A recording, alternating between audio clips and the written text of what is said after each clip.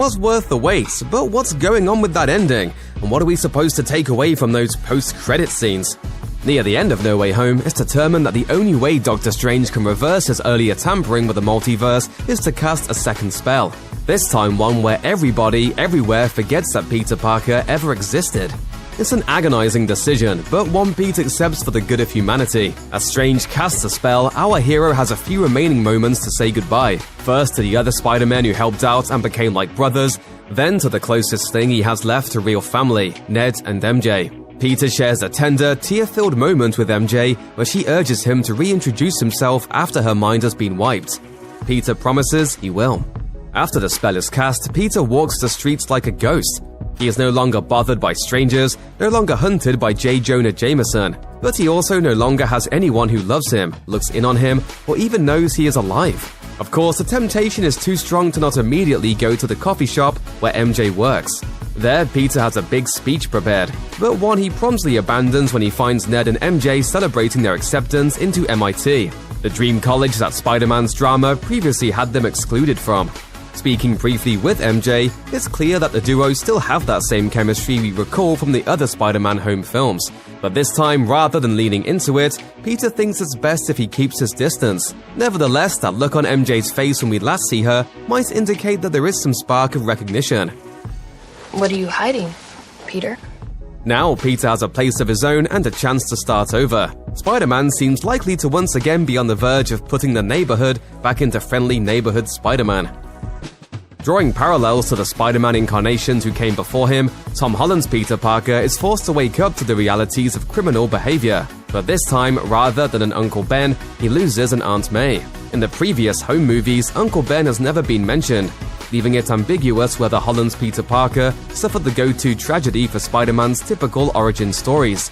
Aside from some initials on a suitcase and a vague line in Homecoming saying he can't reveal his superhero identity to Aunt May, quote, with everything that's happened to her, or a quick acknowledgement of Ben in the What If series, the character hasn't really existed in the MCU. This point is driven home in No Way Home, when Peter meets two other Spider-Men, played by Tobey Maguire and Andrew Garfield, of course, who both share their Uncle Ben stories, and he doesn't seem to find common ground with them. Instead, his grief emanates from Green Goblin killing May.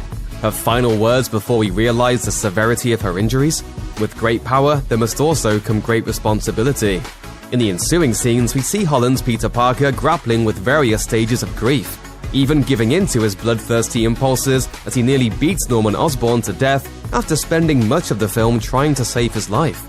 Eventually, the other two Spider-Men convince him to walk a gentler path, with Tobey Maguire's Peter Parker even stopping him from impaling Goblin with his own glider, and Goblin lives to go home.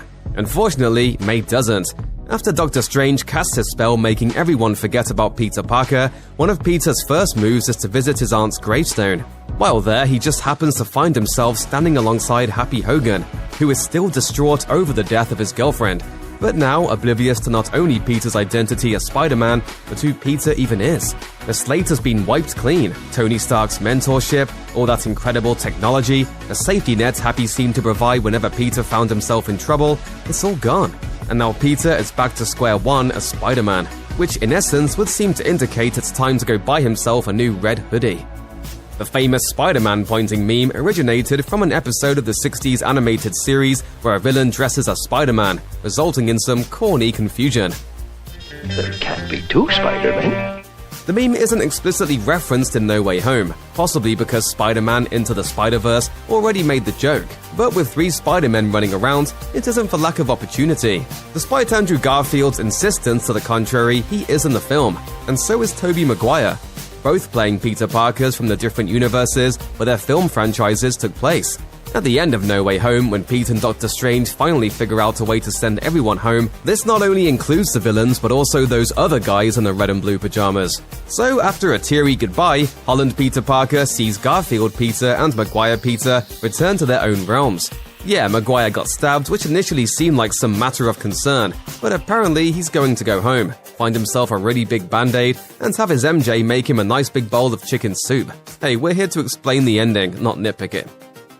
Spider-Man No Way Home features a pair of very cool post-credits sequences. The first piggybacks off Venom Let There Be Carnage. Specifically, it follows up on that film's post-credits scene, which seems to indicate an impending convergence of the Venom and Spider-Man franchises. In the No Way Home credits scene, Eddie Brock is a few drinks deep and wearing a Mexico cap as he grills a bartender at the resort in the MCU. After learning about Iron Man, Hulk, Thanos, and the bartender's tale of woe about the snap making his family vanish for 5 years, Eddie becomes determined to connect with Spider-Man in New York. Unfortunately, MCU fans have just enough time to get excited about the possibility of Hardy's Venom and Holland's Spider-Man coming face-to-face before Eddie Brock and Venom are sucked back to their own universe when Doctor Strange's spell takes hold. Sorry, Marvel fans, it seems like this meetup won't be happening anytime soon. But wait, Eddie does leave behind a tiny glob of black goo on the bar. Undoubtedly, this remnant of Venom will soon find its own host, perhaps opening the door for some sort of dual Venom storyline. The scene seems to indicate that Tom Hardy's Venom will continue in his own films, while some sort of symbiote storyline could soon begin infecting the MCU. If you stick around until the very end of all those names, you won't so much see an end credit scene so much as what is essentially a trailer for Doctor Strange in the Multiverse of Madness. It seems unlikely this will disappoint you in any way, however, as the trailer looks amazing. We can't show it here, but here's the gist. Doctor Strange is told, your desecration will not go unpunished, clearly facing the repercussions of the spells he cast on behalf of his spider friend. In a series of quick images, we see Doctor Strange dealing with fractured narratives and competing realities, including a shot of Dr. Christine Palmer getting married. But perhaps the most exciting moment comes when Strange journeys to some remote tree-lined location to solicit help from Wanda Maximoff, last seen in WandaVision terrorizing the residents of a small town while grappling with her own dangerous, tenuous grip on reality. Wanda admits she made mistakes, but Doctor Strange says he's not there to talk about what's happened in Westview. After a few more glimpses of plot points that seem unsettling to say the least, Doctor Strange is told the greatest threat to our universes is you. Then an evil Doctor Strange appears, like the one in What If, delivering the ominous line, "Things just got out of hand." We'll have to wait until May 6th, 2022 to find out what this all means when Doctor Strange in the Multiverse of Madness hits theaters. Check out one of our newest videos right here. Plus,